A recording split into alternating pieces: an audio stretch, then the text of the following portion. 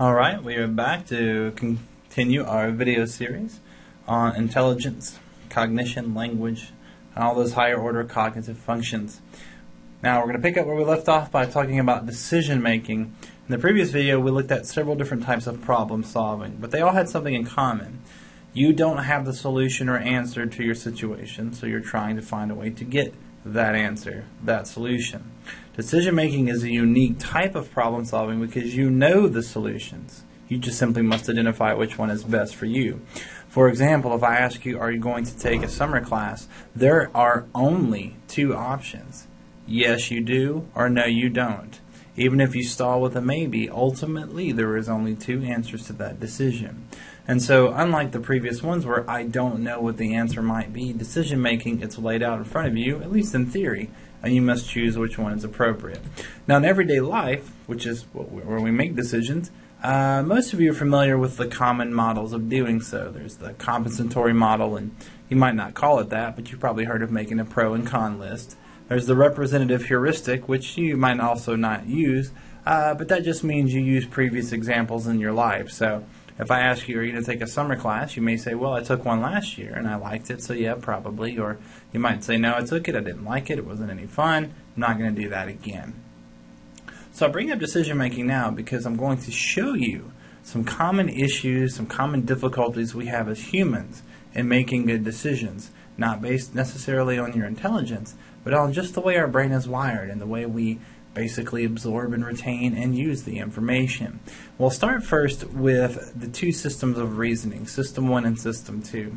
System 2 is that automatic form of reasoning. You're probably familiar with the gut feeling. I mean, obviously your brain's making the decision, but it's that quick, rapid, very little time to process information, at least at a conscious level.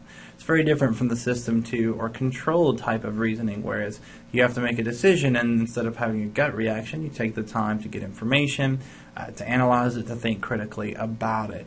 Now, as I alluded to, we're going to look at how these systems can conflict with each other and how we can have difficulties in making good decisions, because sometimes that automatic or System 1 response, that gut feeling, is not the best decision, but it oftentimes can trump the System 2 if we're not careful.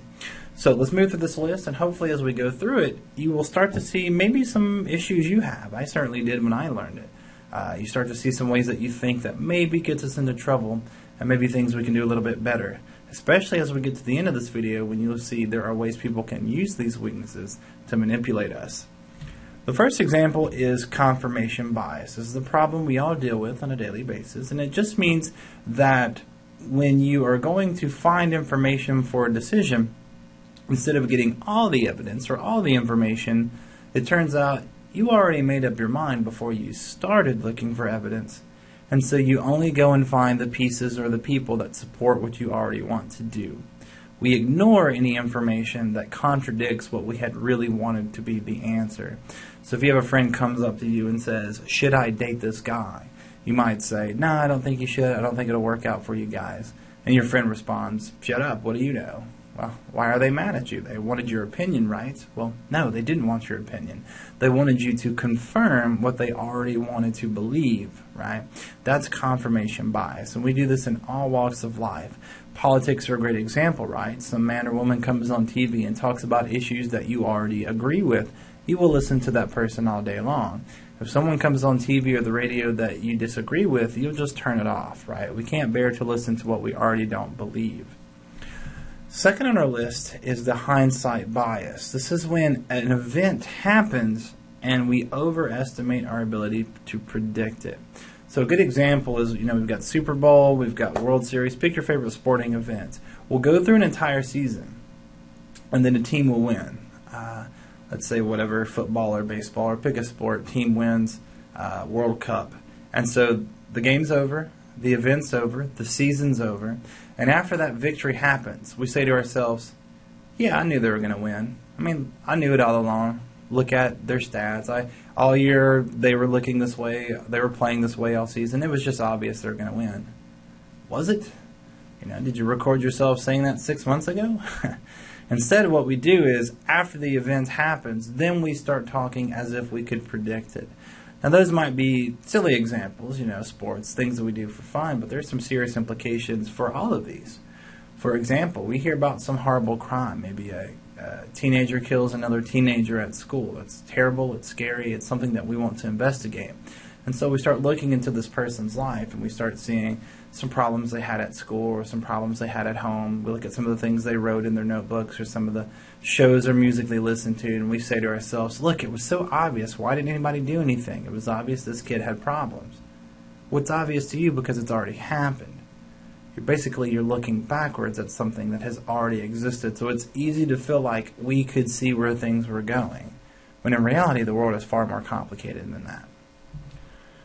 Third on our list, the availability heuristic, and this is one of my favorites because I love numbers. I'm an empiricist. That means I'm scientifically trained to understand numbers, statistics, but I'm also an empiricist in philosophy. Numbers just make me feel safe, Why do I not get scared in planes? Well, it's because even though I'm up high in the sky and I don't have control, I know that it is just far more safer to fly in a plane than in a car. But we don't always get to have this luxury, and I'll be honest with myself, I'm not always an empiricist.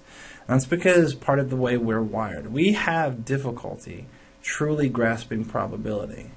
Remember that system one, that gut reaction? It oftentimes can trump the critical thinking parts of the system 2 process. So I can have all the evidence in the world that says this is the best thing to do, but if my emotions or my instincts say something else, I'm just as likely to follow that. And I know because of TV and film and books, we often are taught this idea that you should go with your gut, you should go with your instinct. That's always the best choice. No, it's not. There's no evidence to support that your gut or your instinct is any better than your critical thinking skills.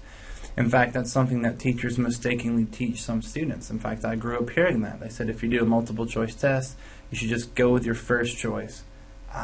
When we actually measure that response, students are just as likely to mess up or be wrong as they are right with their first choice. There's nothing wrong with stopping and trying to think critically about things. Similarly is the base rate fallacy. It kind of sounds like the previous example, but it's more just about general information. But it's the same idea that even when we have a head full of general information about the world, we typically let our own experiences trump the information. So my example on the screen here is, imagine that you want to buy a car, and every magazine, every report, every automotive standard, every professional and personal resource about cars that you have found says, you know what, this is the car. For the money, for the features, what you're looking for, this is the best car out this year. That's great, but if your brother or your cousin or someone in your family or friends bought that car and they had a bad experience with it, we're just more likely to believe that than the thousands and thousands of people who say, no, we've looked into this, this is really good, that was just a fluke. It doesn't matter. Flukes don't matter. Our own experiences tend to trump the reality of the world. That's why sometimes when I teach class, I'll say something like, most kids tend to prefer blank based on the research, and someone will say, well, my kid doesn't do that. That's fine. For one reason, I didn't say every kid. I said most kids. But also realize your personal experience might not actually be how the majority of the world works. You might be a unique situation, an outlier. But it's hard to remember that because it feels like our personal experiences are how the world works. Next on our list of reasons why we have problems making good decisions is we do fall prey to representative heuristics. And if that's a bit complicated, you've already had that word before, you should think of it like stereotypes. The idea that our mind typically looks for shortcuts. And so when we're presented with a limited amount of information, we typically create some sort of shortcut or stereotype. Here's an example that I find interesting. This is a thought experiment, if you're wondering, the librarian versus Hell's Angels. Imagine this, that there's a room filled with 100 people, and you can't look in there. The door's closed. But I tell you, there's 100 people in there. 95 of those people are librarians. 5 of those people are Hell's Angels motorcycle riders. I'm going to bring one of them out, and when I do, if you guess which one that person is, I will give you $100. Pretty good game, right? Got nothing to lose, can make $100. So I go in and I pull out a guy. He comes out, he looks like he's in his 40s. He's got a bit of a gray beard. He's got a t-shirt on, a black leather vest, nothing on it, black leather vest, blue jeans, and leather boots. What do you guess? Truly be honest with yourself. What is the answer? Now here's the joke. Your answer should have been librarian. Why? Because I told you 95 out of the 100 people are librarians. You have a 95% chance to guess or to get $100. 95% chance to get $100 if you just say librarian. The bad bet is to say Hell's Angels because there's only 5 of them in the room. But see a guy, t-shirt, black leather vest, blue jeans, boots. Our mind goes, forget the math, forget the probability. My stereotype of a biker is that guy right in front of us. Even though I didn't say librarians can't ride bikes, and there's nothing to say how anybody's dressed. Doesn't matter. It's just what we feel like.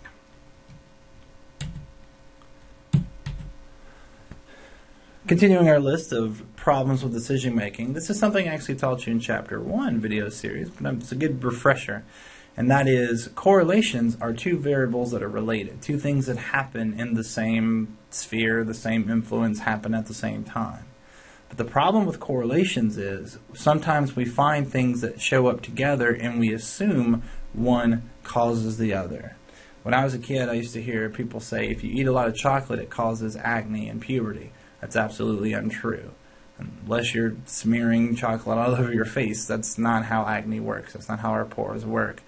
Similarly, we have 70 plus years of research. It's quite clear that sugar does not cause hyperactivity. It does not make kids more hyper.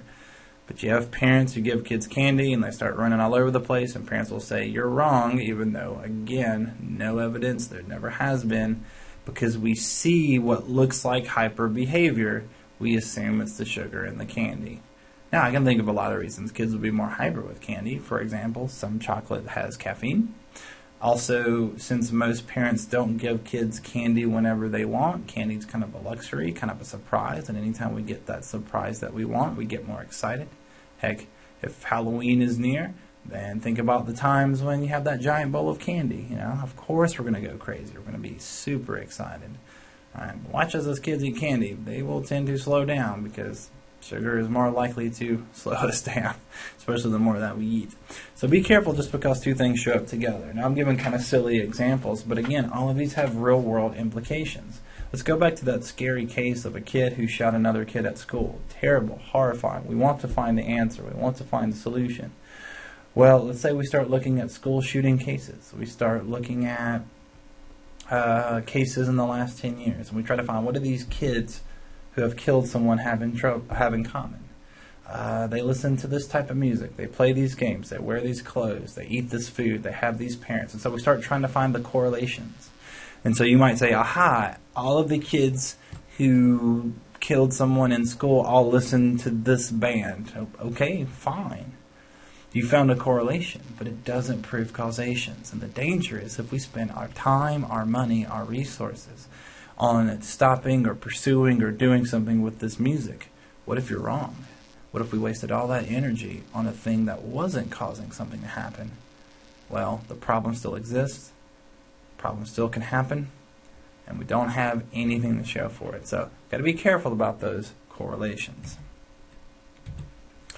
I'm going to wrap up this with looking at two more examples, and this time I'm going to focus more on people manipulating us. I have showed you the weaknesses that we might encounter. People, for better or for worse reasons, oftentimes worse, can use these weaknesses in decision making to get us to do whatever they want us to do. The first example I have here is called framing.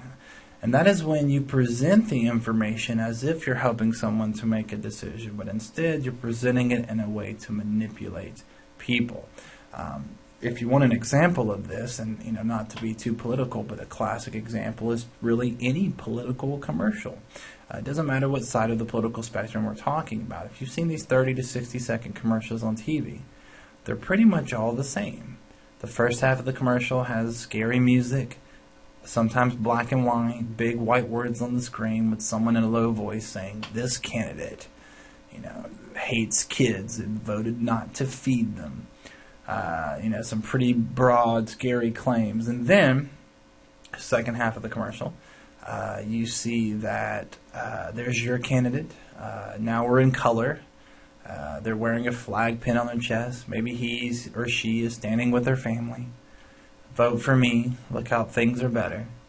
And we use this system. We use this kind of strange, emotional, scary, weird system. We kind of call them the attack ads. Because, frankly, it works. What's happening is they're presenting you information. But they're presenting it in a way to manipulate you because they're assuming you don't really know anything about this candidate or that candidate. And so, worst case, you do know something, you're not going to listen. But best case, you don't know something and you say, hey, that guy does look scary. I can't believe he hates kids and won't feed them. I'm going to vote for the other guy. But that's framing. That's manipulation. I mean, to use a commercial example, that would be, maybe this guy voted against a bill that would increase school spending on lunches. Well, maybe he voted against it because there was something else in the bill that he disagreed with and he couldn't support this bill. But it doesn't matter. They're not technically lying to you in this commercial. He did vote against spending money on food, but you see what they did? They manipulated it so that you have to support them, basically, because if you don't, it looks like you support this terrible person. But enough on framing, because even with that, as unethical as it seems, and I believe it is, there is still sometimes kernels of truth in this unethical behavior. But our last example, propaganda, there we go.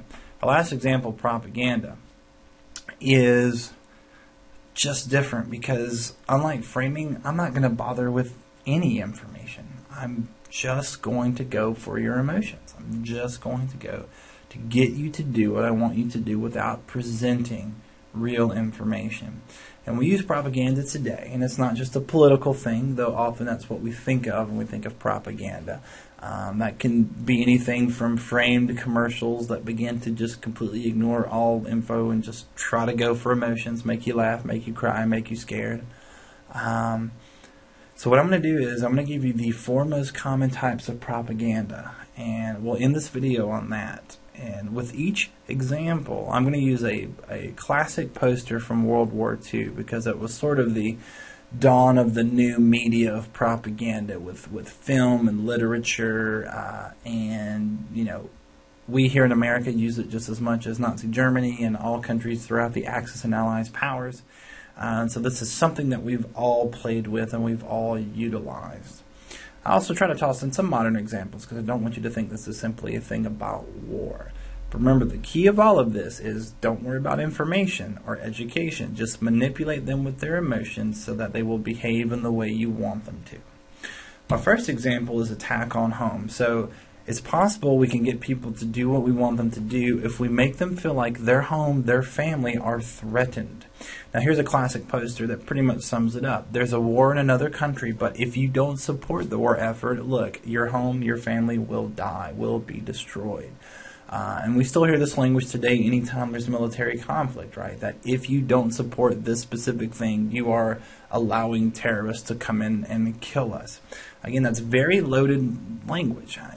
In theory, you can support troops, support the military, but maybe disagree with a certain campaign. You may support our nation's desire to be secure and safe, but you disagree with certain things they are doing. The world is more complicated and nuanced, but with propaganda, we're not even going to talk about that. It's either you need to support us, but if you don't support us, you're letting innocent men and women die. That's pretty powerful, and it works. It absolutely works. Second is an attack on a belief system. It doesn't matter what the belief, but the idea is if I can convince you that not doing what I say will somehow make you lose the things you hold sacred, then that's a powerful tool in my toolbox. I mean, look at this poster from World War II. You have to remember, as America was entering the conflict, and even before, not everyone knew who Nazis were. That's a historical artifact, but at the time there was something new, something different. So let's assume you don't know anything about it, but I need you to support the idea that we were going to send men overseas to fight them. Well, look at this poster. if we don't support the war effort, there's a knife in your Bible. And those of you who might be religious will definitely pick up the iconography here, the idea that I am damaging or destroying the thing that you hold sacred. It works, and today you will still hear that language, not just during times of war. You'll hear it in political debates and law debates and moral debates, the idea that if you support this candidate or if you support this law or don't support this law or whatever, then the things that we hold sacred will disappear. One of the things I hear this a lot as I record this, we're nearing the holidays, whenever you hear the phrase war on Christmas. That's propaganda, guys. I understand in the debate, and some of you are familiar with the debate. If you haven't heard that phrase before, it's referring to the idea that the government for the longest time has been okay with displays of specific religious iconography. So maybe at your local courthouse, there's a nativity scene, and some men and women feel like that's a religious favoritism, that there's a separation of church and state, and maybe we shouldn't have just one religion on display. Maybe there should be multiple ones, or maybe there should be no religion on display in the courthouse, and we should save that for public stuff. It's a fascinating debate, and there's some very interesting points on both sides. But I want you to realize that's a very different thing in discussing and debating than saying there's a war on Christmas, right? Because war implies death.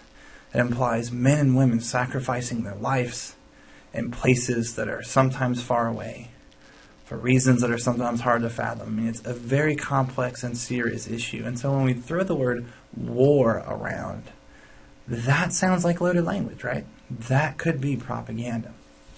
All right, third on our list, dehumanization.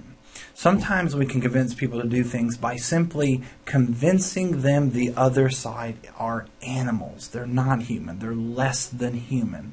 I'm going to show you two pictures. Look at this one on the slide here. The person on the right, the sort of piggish, corpulent person, that's supposed to be the stereotypical Jew. And so this is actually Nazi propaganda from Germans saying, look at the Jews, how they steal from mothers and their kids. No wonder that they're the enemy. No wonder that we have to fight these Jews when, as we know, in hindsight, they were just, eradicating them. It's pure genocide. But, we got to get men and women on board with the idea that we are fighting these group of peoples. Not every man and woman woke up in Germany one day and said, I hate the Jewish people. It's about manipulation. It's about propaganda. And to be fair, America was no different. In the 1940s, there was only two ways that we drew Japanese people, with buck teeth or with fangs. Because if we're at war with them, we have to think of them as less than human. It's easier to fight and it's easier to kill someone if we don't think about them as people. Despite the fact that hundreds of thousands of Japanese men, women, and children have been living in our country for decades. We have to remove that and separate ourselves from it. So that's propaganda, in this case dehumanizing. And listen for that language. Listen for when two people are debating a topic or someone on a talk show is talking about how much he doesn't like a person's viewpoint.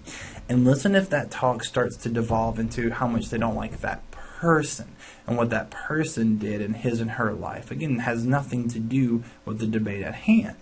But they're trying to dehumanize that person, so it will be harder for you to support that position. Last but not least, I've got one more for you, and actually it's one of my favorite posters because it's so absurd, but it greatly illustrates propaganda. Let me give you a little bit of history. In World War II, there was something called fuel rationing. Some of you may have heard of that. The idea was that we need our fuel for the planes and tanks and trucks overseas fighting this war. And so they encouraged men and women to carpool in order to save fuel, to save money. And this is one of those things that it really illustrates how robust propaganda can be, because, that's something personally I agree with, right? I think most of us would say, yeah, carpooling, that's a good idea. Not even at wartime, just, save some energy, save some money, save some trees. If we can carpool, why not? Sounds like a good idea.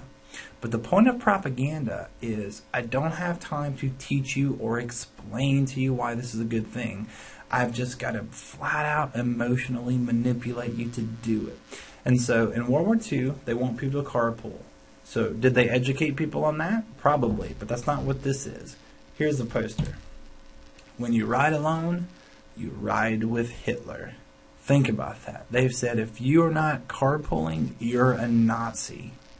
I mean, how many times have we heard this, right? Where someone says, do you do something? And you say, no, I'm not able to, or I haven't been able to do that. And their next words are, what's wrong with you? Someone might say, do you recycle? And most of us, again, would agree recycling is a good idea. It's a great idea if we can do it. Not all towns have the infrastructure, so it's not always possible. Imagine if someone says, do you recycle? And you say, no, I really want to, but we just don't have the mechanism in place. And the next thing they say is, why do you hate kids? Right? Why do you hate this planet? Why do you want us to die? Well, that's completely missing the point, right? It is something that we want to do, and hopefully we can make a change to do that. Instead of having the debate be, oh, you don't recycle, well, what could we do to make it easier? What could we do to educate more people? It was a personal, emotional attack. If you don't recycle, if you don't carpool, then you're this bad person. That's what propaganda is. We're ignoring the evidence, even if it's a good position, like I said, with carpooling, let's say. Even if it's something that seems beneficial, we're not going to bother with the information. We're going to go straight for the emotions. All right, we'll wrap the video up here. So thanks for listening. When we come back, we're going to dive deep into this concept of what is intelligence. Can we measure it? Does it exist? Are there different types? And we'll even look a little bit about language and try to parse what we can do to measure intelligence. See you then.